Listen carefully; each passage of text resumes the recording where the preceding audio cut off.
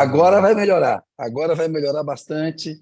Vamos falar com a Luana Araújo, ver se ela pode entrar com a gente aí para conversar sobre o relançamento do Mais Médicos, né? E esse começo do governo Lula na área da saúde. Ó, a Luana apareceu aí. Oi, Luana.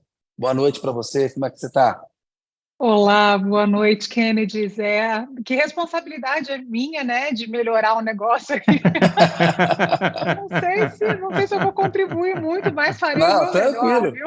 Na Não comparação fica, comigo, com o não precisa Toledo, você sentir esse melhora peso, bastante. Luana. Se É, quiser piorar também, não tem problema. A gente já está acostumado aqui. a Luana Eu é estou médica, bem, obrigada. infectologista, tem feito um trabalho aí, muito importante de avaliação aí de políticas públicas. A gente queria conversar com você, Luana, a tua impressão sobre esse novo Mais Médicos aí, né? O presidente Lula disse que vai começar pelos médicos brasileiros. Ele disse que o que importa, né, numa referência à crítica antiga que havia aos médicos cubanos, de que o que importa é a nacionalidade do paciente, não a nacionalidade do médico. Queria a tua avaliação sobre o relançamento do programa, se você acha que Lula acertou ou se Lula errou. Essa é a pergunta do terceiro bloco. Bom, eu primeiro acho que o que menos importa é nacionalidade, o que importa é competência, né?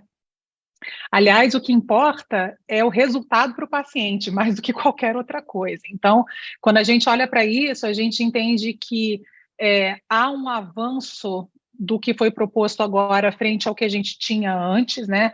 Se a gente analisar um pouco melhor, tem aí uns incentivos de fixação desse médico por um período de 4 anos, possivelmente renováveis por outros 4. Tem um avanço também na questão de licença maternidade e paternidade, que é muito importante, principalmente em termos de equidade para as mulheres que vão para lá. Há um início bastante rápido, né, do programa, com uma previsão de extensão também da sua capacidade para os próximos anos. Entretanto, a gente sabe que médico sozinho não faz resultado de saúde, né? Não adianta a gente espalhar médico pelo país, o que é muito importante, não estou negando isso, mas é muito importante. Até a Associação Médica Brasileira divulgou há algum tempinho o seu estudo sobre demografia médica, mostrando que não falta médico no país, o que falta mesmo é uma distribuição adequada, né, com equidade desses profissionais pelo país. Mas também é isso, não adianta só colocar o médico, né? Tem que criar condições para que o exercício dessa medicina seja benéfico para o paciente. Então, a gente está falando de infraestrutura, né, propriamente dita, dos locais onde esses médicos estão trabalhando. A gente está falando das próprias equipes, né? A gente está falando de enfermagem, de técnicos de enfermagem, a gente está falando de subsídios, né, farmacológicos, enfim, tudo que ele precisa para exercer isso com a competência necessária. Tem que lembrar também que, infelizmente, a formação do nosso profissional de saúde, principalmente o médico aí que está em questão, vem caindo na sua qualidade terrivelmente nos últimos anos, e isso coloca esse profissional numa situação de vulnerabilidade enorme, que, é claro, se reflete no que ele é capaz de fazer pelo paciente, principalmente em locais mais distantes e com menos infraestrutura.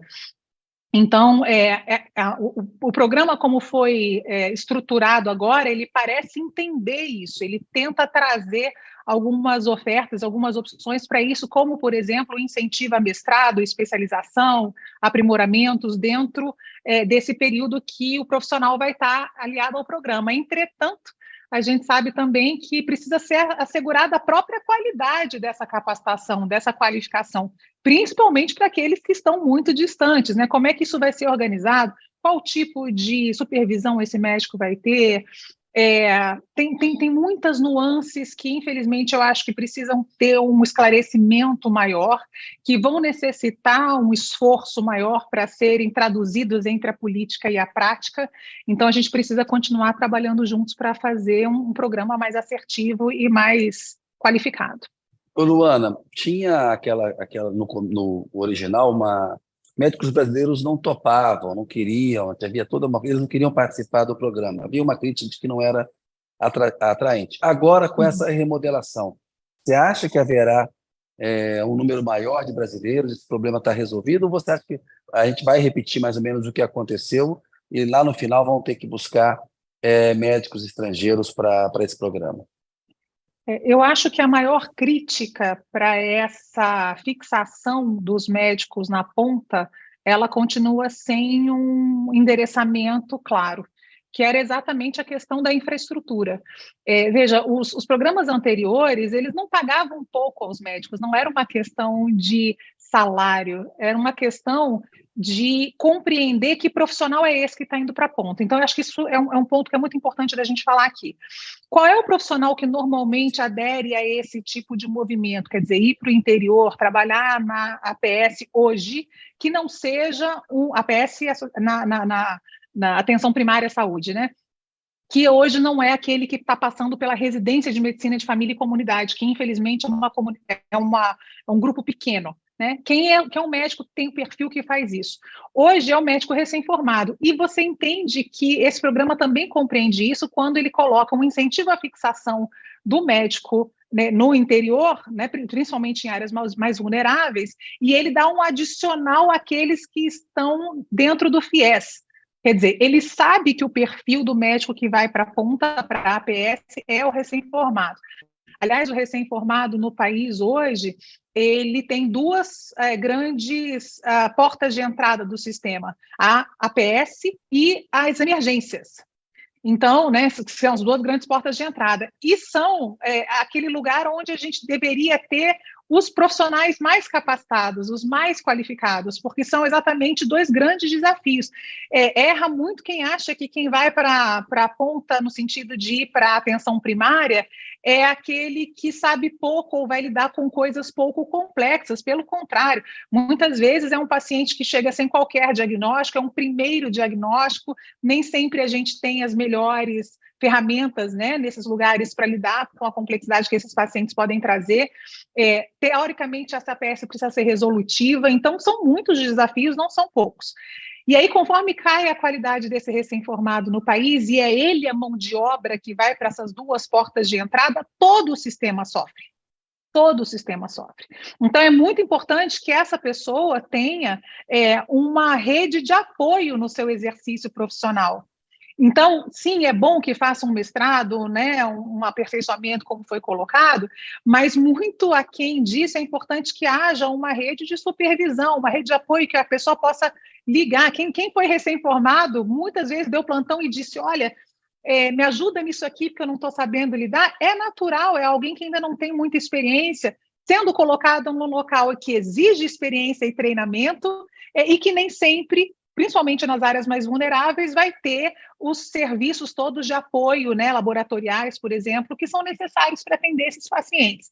Então, eu acho que, nesse sentido, a grande crítica anterior ela não foi resolvida, que é como é que isso vai ser integrado a uma melhora da infraestrutura geral que vá proporcionar a esse médico algum prazer para além da questão financeira de estar ali, de largar sua família, provavelmente, né, grande parte deles, e ir para uma cidade pequena, com menos recurso, onde, eventualmente, filhos também têm menos recurso educacional, enfim, tem que pensar na vida do profissional.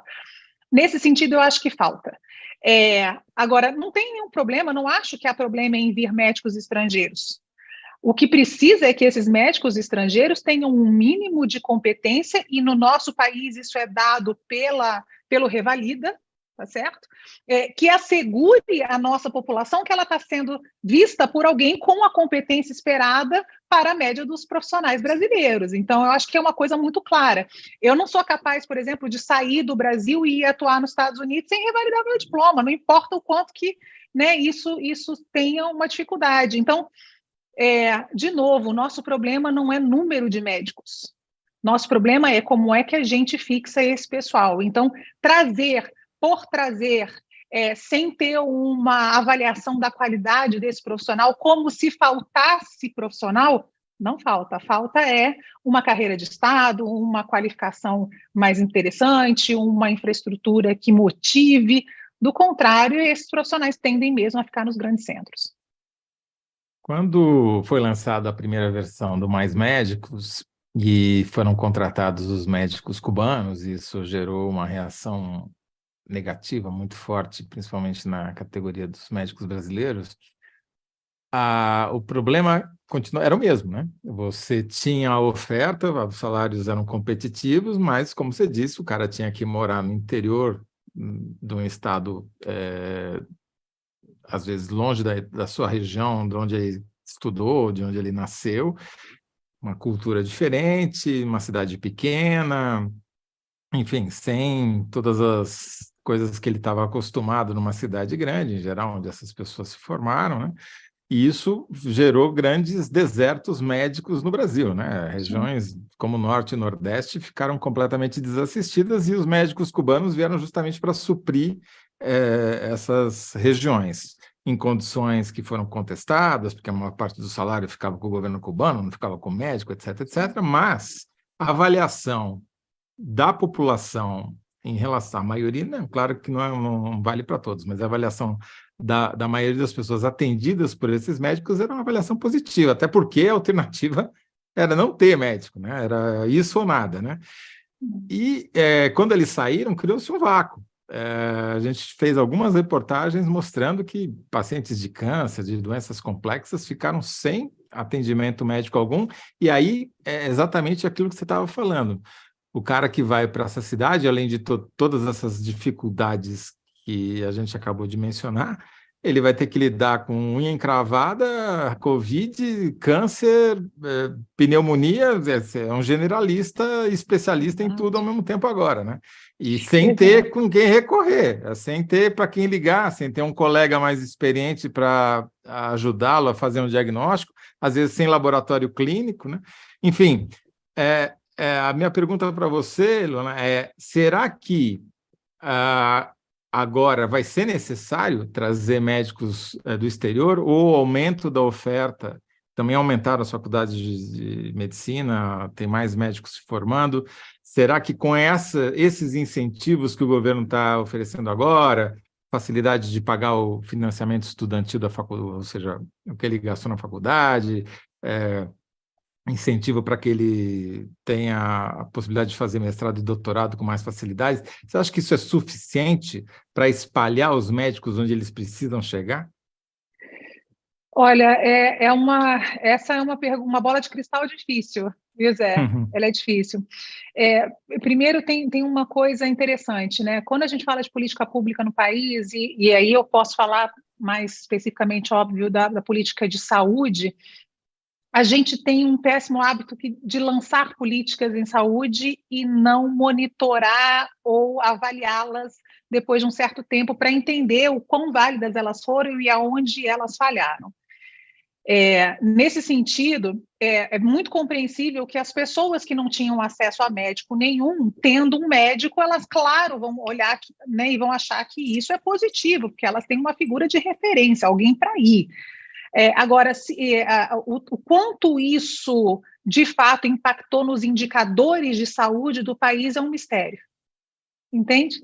Então, nós estamos embasando uma política de saúde num sentimento da população e ele precisa ser levado em consideração, veja, não estou retirando ele da equação, mas era muito interessante que a gente conseguisse compreender, mensurar qual é o real impacto da distribuição como ela foi feita nos indicadores de saúde do país. E se a gente for olhar, principalmente os indicadores de doenças crônicas, por exemplo, eles só pioraram ao longo do tempo.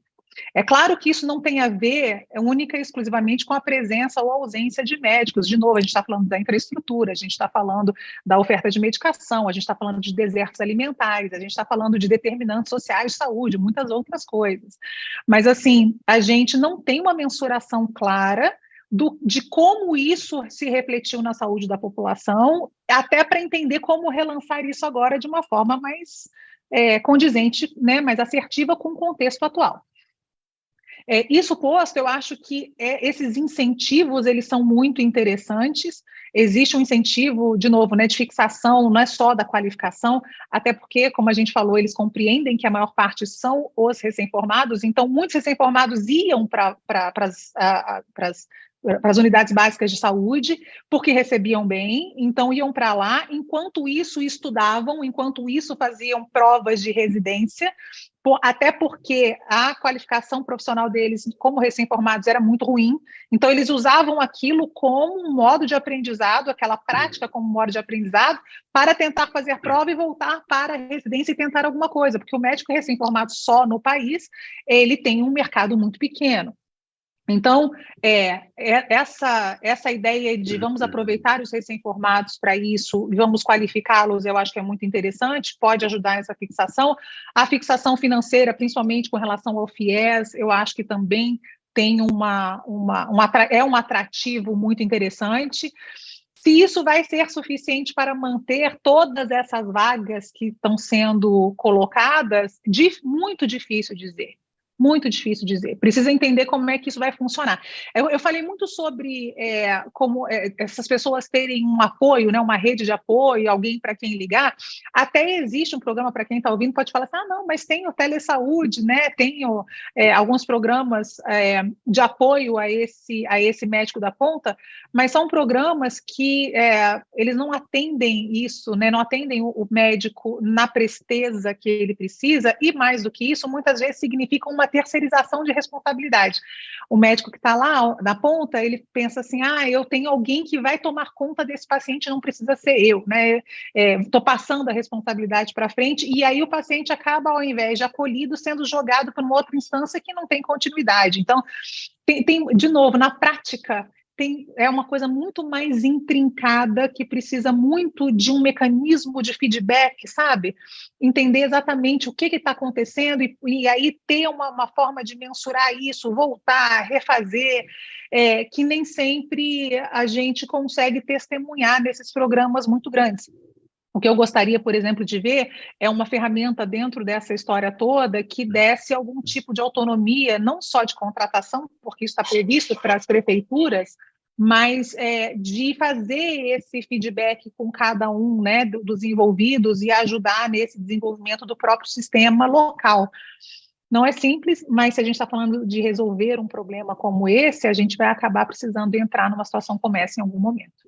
Ô, Luana, eu queria falar um pouquinho com você sobre vacinação e essa medida que o Lula tomou no começo do governo aí, de tentar acelerar procedimentos complexos. Eu queria uma avaliação sua. Está indo bem? Se a gente está retomando um caminho? Teve uma queda de cobertura muito grande da vacinação no governo Bolsonaro. A gente viu notícias recentes de desperdício de vacina, até de medicamentos de alta complexidade. Eu queria uma avaliação sua sobre essa questão da vacinação e esse incentivo, ele foi ao Rio de Janeiro, tentar acelerar alguns procedimentos médicos. Pessoas que ficam muito tempo esperando, por exemplo, por uma tomografia ou um exame ou uma consulta, a tal fila do SUS. Bom, sobre a vacinação propriamente dita, esse é um caminho muito longo. Muito longo. Nós levamos 40 anos para construir um programa nacional de imunizações e uma cultura de vacinação no país, e paulatinamente nos últimos 8 anos, com uma aceleração monstruosa nos últimos 3, 4 anos, a gente viu isso se esfacelar. É uma das maiores tristezas que eu acho que todo médico decente desse país, todo sanitarista, sem sombra de dúvida, tem de dor, perceber o quanto que essa crise de confiança deliberadamente instalada fez mal para a população, vulnerabilizou a população como um todo. Então, a gente tem aí, por exemplo, a bivalente disponível, mas a gente ainda tem muita dúvida sobre isso. Há uma necessidade muito grande de se compreender como essa comunicação precisa chegar às pessoas. É tudo muito diferente hoje. No outro dia me perguntaram assim, como é que ficou... Como é que lida com a bolha dos aplicativos de mensagem que fizeram... Gente, isso não é bolha, isso é como a coisa funciona hoje. Então, é preciso que a divulgação da saúde entre nesse universo, entenda como essas pessoas funcionam para desfazer esses nós, né? Mas que mudou. Há uma tentativa em fazer isso, há um uso maior de rede social pelo próprio governo, mas ainda assim eu acho que é uma coisa bastante incipiente e pouco efetiva frente ao outro lado, a indústria que usa isso de maneira deletéria contra a população, né? Então, eu acho que... houve absurdos até hoje, gente dizendo que não vai vacinar criança contra a Covid, por exemplo. Kenneth, absurdos, assim, é uma coisa... né? É uma coisa que dói, Dói muito. Sim. Então, assim, a gente vê esses absurdos com relação à criança, a gente vê, eu recebo demais, eu tenho meu viés, lógico, como infectologista, e estou presente e ouço as pessoas, mas eu recebo demais perguntas do tipo, eu estou grávida de tantas semanas e o meu obstetra disse que não é para eu tomar a vacina, e a gente entende, né? Olha para Ela trás... está ouvindo de um médico. Ela está ouvindo de um médico. Rapaz, vindo de um médico que, teoricamente, deveria, no mínimo, entender um pouquinho, ou ter lido um pouquinho sobre o que a gente passou na pandemia e compreendido que o Brasil foi dos países que mais perdeu gestantes, porque é um grupo de risco e que a vacina é segura, que a vacina não tem relação com esses eventos adversos que estão sendo colocados. Então, de novo, essa crise de confiança, ela é muito profunda, ela não vai ser resolvida em 100 dias e ela não vai ser resolvida com estratégias simples. Ela precisa de uma estratégia combinada, complexa, de oferta, de saturação das pessoas de informação, sabe? De repetição dessa informação por muito tempo, porque às vezes ela chega a um grupo, não chega a outro, de responsabilização, eu acho, legal pela disseminação de informações incorretas. Enquanto a gente não passar por isso, também fica difícil, porque cada um fala o que quer, né? Com um alcance diferenciado dentro desse novo universo de comunicação. Então, é um trabalho de muito longo prazo. De muito longo prazo. Pontos positivos do que está acontecendo até agora, né? A gente tem exemplos positivos vindos do governo federal, o que já é uma grande diferença frente ao que a gente via. A gente vê um incentivo à divulgação da imunização, né? A gente vê uma tentativa de organização tripartite dessa vacinação, que não era bem assim, o presidente, né? Cada lugar... que toma vacina. Que toma vacina, que não esconde o seu cartão, pelo contrário, que faz isso exato, publicamente. Né? Que toma vacina e admite que toma vacina, né? Essa é a grande diferença, né? Agora, Luana, você fala... Eu não falei nada. Não, eu assumo a bucha. Luana, me explica uma coisa. Você falou uma coisa que para mim é fundamental, que não se faz política pública sem você medir as consequências dessa política, né? Criamos o Mais Médicos sem saber se ia funcionar, acabamos com o Mais Médicos sem saber se tinha funcionado, recriamos o Mais Médicos continuando sem saber se o que foi feito funcionou, se é para replicar, se é para mudar, enfim. Do ponto de vista da sua área específica da infectologia, que voltou a ser talvez a principal área de saúde graças ao SARS-CoV-2. Os indicadores de contágio, de vacinação, de cobertura, melhoraram? Estão melhorando ou continuamos num deserto de dados? Então, né, a gente tem problemas muito sérios nesse sentido. Se a gente olhar para o panorama geral, a gente tem uma ideia e uma prática mesmo, em termos principalmente de quadros graves, que houve uma melhora monstruosa, e isso se dá mesmo pela vacinação, ainda que claudicante, ainda que nessa dificuldade toda. Que é exatamente o que a gente viu acontecer nos outros países que conseguiram vacinar, então a gente consegue ver isso. Em termos de infecção propriamente dita, aí, nós temos um deserto. Porque nós temos, hoje, a maior parte dos pacientes não faz teste no próprio sistema de saúde, eles fazem autoteste, né? E isso, se a gente olhar lá para trás, quando os autotestes foram liberados, a gente falou sobre isso, né? Se eles não fizerem parte do sistema de vigilância, a gente não vai compreender como é que a infecção de fato está acontecendo. A gente só vai pegá-la de uma maneira já mais tardia, se ela conseguir ou não levar pacientes para quadros graves, e aí a gente perde oportunidades de intervenção antes disso. Então, como a gente não tem essa informação clara sobre a infecção propriamente dita, a gente tem só, né, indícios sobre como isso está funcionando, a gente acaba precisando confiar ainda mais num programa de vacinação mais eficiente, né, mais eficaz no dia a dia, porque aí a gente evita essas coisas, esses efeitos de maior gravidade.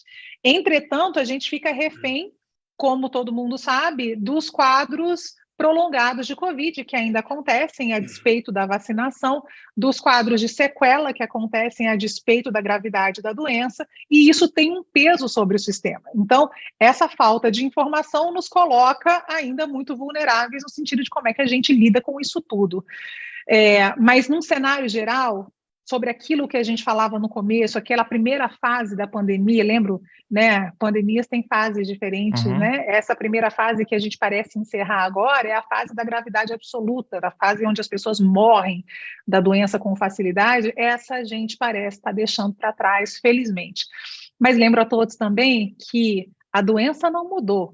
O vírus não enfraqueceu. O que muda é a nossa capacidade imunológica de lidar com ele. E isso o que nos traz é a vacinação. Então, se a gente afrouxar na vacinação, se a gente retroceder na proteção coletiva com relação à vacinação, a gente volta a ter problemas graves com relação ao vírus. Então, por isso que é importante que as pessoas compreendam que essa é uma luta de longo prazo, é uma maratona de fato, né? Qual O que a a gente importância passou agora. da bivalente nesse quadro? A Tomar a bivalente, bivalente. a bivalente é importante. Ela não, olha, veja, ela induz uma resposta imunológica mais potente contra essas variantes que estão em circulação nesse momento. Ponto. O que não significa que a anterior não induza uma resposta importante contra essas variantes que estão agora. O que acontece é que a bivalente faz isso naquelas pessoas mais vulneráveis com mais eficiência. Então, o que acontece é que, assim, nos mais vulneráveis, naqueles com resposta imunológica menos eficiente ou mais lenta, em que o vírus se aproveita dessa lentidão ou dessa incapacidade do sistema imunológico em combatê-lo para atacar com mais facilidade e provocar quadros mais graves, a vacinação bivalente nessas pessoas encurta esse tempo de resposta porque esse vírus vai encontrar um sistema imunológico mais preparado para lidar com ele. Então, nessa população, ela é muito mais importante do que no restante da população que, apesar de querer tomar bivalente e tudo mais, não vai ter grandes respostas diferentes para a sua imunidade, para a sua capacidade de combater o vírus, do que esses mais vulneráveis. Então, os mais vulneráveis devem refazer, né, a sua dose da vacina e principalmente com a bivalente nesse momento. E a gente também tem uma dificuldade muito grande, como o Kennedy falou, dessa informação chegar às pessoas. Então, tem idoso achando que não precisa tomar, tem um monte de fake news sobre infarto, AVC, problema de visão, são coisas inacreditáveis, assim, que são relacionadas e que são criminosas. Se eu entendi bem, idosos, pessoas com baixa imunidade ou com resposta imune insuficiente, Isso. Grávidas... Hiperexpostos, né? Os profissionais de saúde que são hiperexpostos, né? Porque tem isso, né? Muita gente, por exemplo, me questionaram muito sobre professores. Por que os professores não entram agora nessa fase de priorização e não tomam a bivalente? Porque a qualidade das populações são diferentes, né? O profissional de saúde atende uma população, obviamente, doente.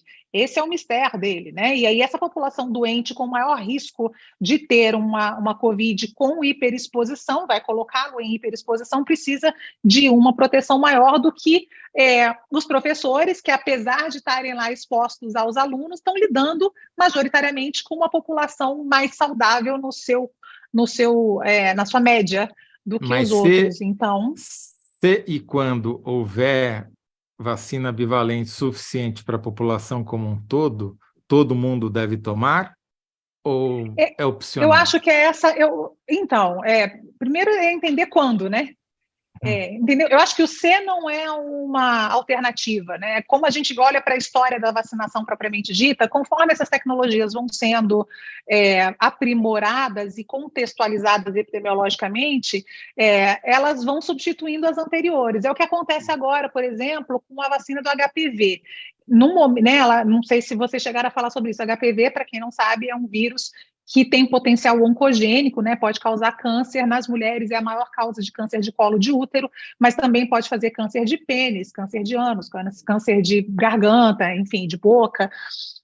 Nós já tivemos uma vacina bivalente para HPV no passado, que aos poucos foi sendo substituída pela tetravalente, pela quadrivalente, que era a que a gente tinha até agora. No país agora foi anunciada a validade, né, a incorporação ao sistema, não ao SUS, mas da vacina nonavalente, que aos poucos ela vai substituindo, conforme vai acabando a anterior e essas compras vão sendo, né, exauridas, ela vai aos poucos substituindo e fazendo parte do esquema. Então, eu acho que não é uma questão de ser, sabe, Zé, sobre bivalente para a população. Eventualmente isso vai acontecer, mas acho que isso não é necessário nesse momento. Tá. Tem que tomar a vacina. Vamos tem que partir tomar para o que síntese, tiver. Zé. É isso aí, tem que tomar a vacina que tiver. É isso aí, vacina no braço. Ô, Luana, a pergunta é: Lula acerta ou erra ao lançar mais médicos? Aí tem todos os senões que você colocou. Como é que você sintetizaria a resposta a essa pergunta? Eu acho que acerta na intenção, a execução precisa ser avaliada. Há pontos interessantes, mas há muitos pontos de questionamento e pontos que a gente já prevê que vão ter muitas dificuldades de serem colocados em prática. Então, mais uma vez, é uma questão de racionalidade, não de emoção. Essa é uma outra coisa da política pública desse país. A gente precisa fazer política pública baseada em racionalidade e não na emoção de estar fazendo alguma coisa que, né, é bonita. Precisa ser funcional e precisa ter resultado. E aí, Zé, tem que colocar isso. Acerta na intenção, mas faltam dados e a avaliação. Isso, como tudo que a gente tem que ter. Essa é uma resposta que a gente pode botar no permanente, como a gente diz. Não é isso, bota na faixa aqui embaixo. Vou te dizer, mas me dá os royalties também. Claro, já está dado, já está dado. Inclusive o título é Luana, e aí vem a frase, entendeu? Tá bem, obrigada.